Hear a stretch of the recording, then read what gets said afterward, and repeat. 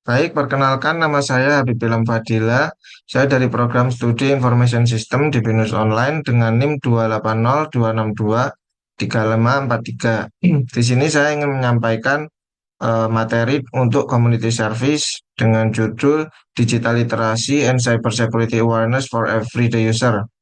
Sedikit latar belakang dari materi ini mungkin karena di era digital saat ini hampir semua aktivitas kita sudah terhubung dengan internet, mulai dari komunikasi, belanja online hingga transaksi perbankan pun dilakukan menggunakan jaringan internet ya. Namun di balik kemudahan tersebut terdapat juga berbagai risiko keamanan digital. Maka dari itu penting bagi kita untuk memahami bagaimana cara menggunakan teknologi digital dengan aman.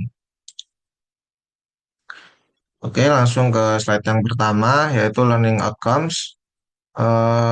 Dari slide ini, di sini ditunjukkan bahwa setelah mengikuti presentasi ini, mungkin audiens diharapkan dapat memahami bagaimana konsep digital literasi, lalu mengenali berbagai ancaman cyber yang umum terjadi, serta memahami pentingnya melindungi data pribadi, dan juga mengetahui beberapa langkah sederhana untuk menjaga keamanan saat menggunakan internet.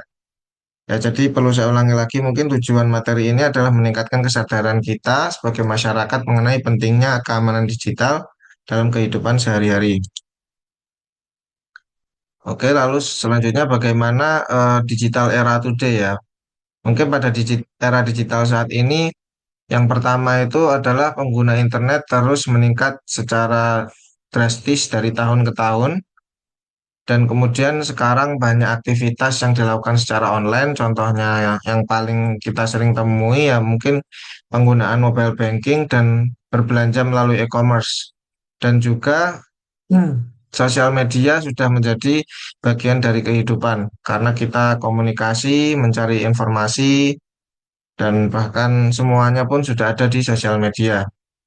Namun ada yang perlu digarisbawahi, walaupun teknologi digital sendiri memberikan banyak kemudahan, namun peningkatan pengguna internet pun juga diikuti dengan meningkatnya kasus cybercrime atau yang biasa dikenal dengan kejahatan cyber. Hal ini menunjukkan bahwa kita juga perlu memiliki kesadaran dan juga pengetahuan yang cukup mengenai keamanan digital. Oke, lalu selanjutnya, apa itu digital literasi? Jadi, digital literasi sendiri adalah kemampuan dari seseorang untuk menggunakan teknologi digital secara efektif dan juga bertanggung jawab. Dan juga digital literasi sendiri tidak hanya berarti bisa menggunakan perangkat, namun juga memahami apa risiko yang bisa kita temui di dalam dunia digital tersebut. Dan selain itu, digital literasi juga mencakup kemampuan kita untuk mengevaluasi informasi secara kritis dan menggunakan teknologi secara aman dan juga bijak. Lalu di sini ada slide dengan judul Common Cyber Threat ya, yaitu eh, ancaman cyber apa saja yang paling sering kita temui. Jadi di sini terdapat beberapa ancaman cyber yang paling sering ya kita temui di dunia digital. Yang pertama adalah phishing atau pesan palsu yang biasanya bertujuan untuk mencuri informasi pribadi. Lalu yang kedua adalah malware, yaitu perangkat lunak yang berbahaya yang dapat merusak sistem ataupun mencuri data. Lalu ada juga yang namanya social engineering atau manipulation taktik, yaitu teknik manipulasi yang digunakan untuk menipu seseorang agar memberikan informasi pribadi atau rahasia. Lalu yang terakhir ada identity theft, yaitu pencurian identitas seseorang yang biasanya disalahgunakan untuk melakukan tindakan penipuan atau sejenisnya. Oke, lalu di sini contoh kasus dari kejahatan cyber ya. Di sini saya mencontohkan satu kasus yaitu phishing attack.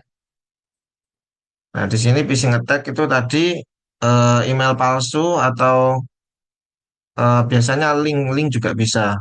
Jadi contohnya ini kronologinya seseorang menerima pesan yang mengatasnamakan bank dan diminta untuk mengklik sebuah link. Lalu ketika korban membuka link tersebut, korban disuruh masukkan informasi pribadi seperti contohnya username, password, atau data pribadi lainnya.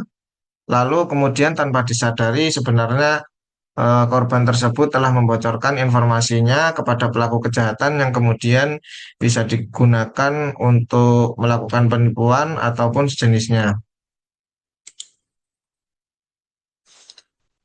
Lalu kenapa data privasi itu sangat penting? Jadi yang pertama, data privasi sendiri merupakan aset yang sangat berharga ya di era digital. Informasi seperti nomor telepon, alamat email, dan sejenisnya maupun data perbankan juga bisa disalahgunakan jika jatuh ke tangan yang salah ya. Data can be used for fraud. Lalu kebocoran data pun tidak hanya dapat merugikan finansial juga ya, tapi juga dapat mempengaruhi kondisi emosional seseorang. Seperti contohnya menimbulkan rasa takut, stres, ataupun kecemasan. Maka dari itu melindungi data pribadi merupakan hal yang sangat penting.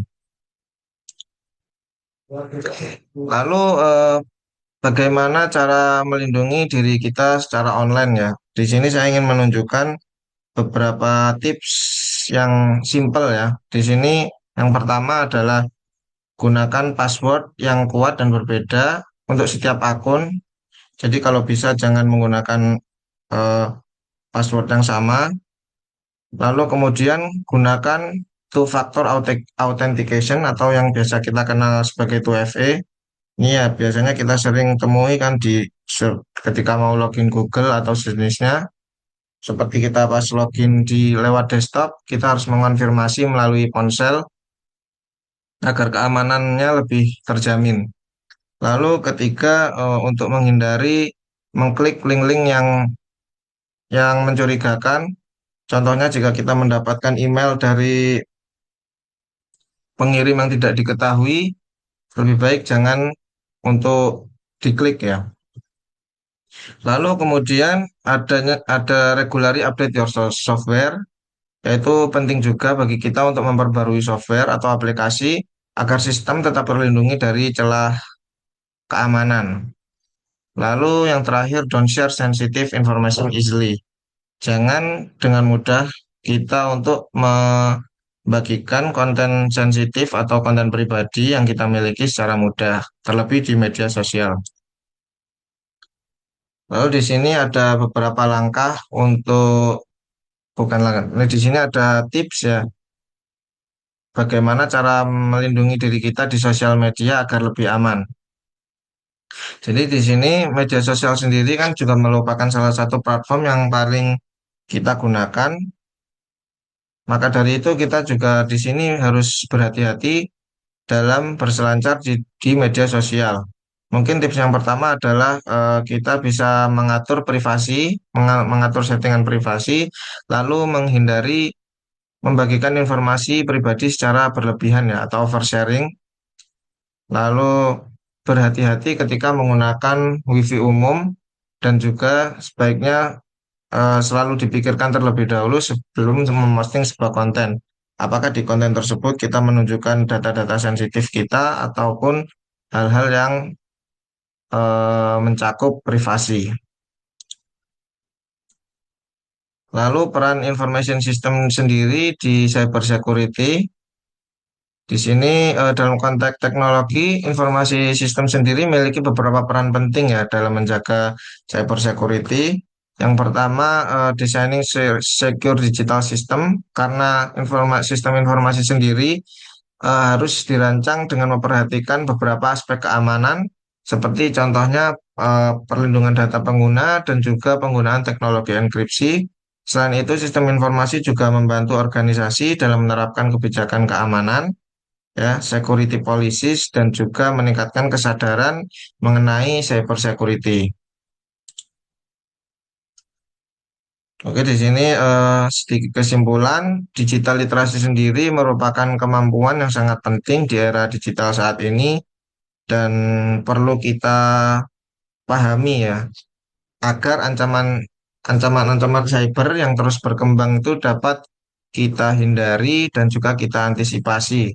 Karena dengan memahami resiko yang ada dan menerapkan langkah-langkah perlindungan dasar, maka kita dapat mengurangi kemungkinan menjadi korban dari cybercrime itu sendiri.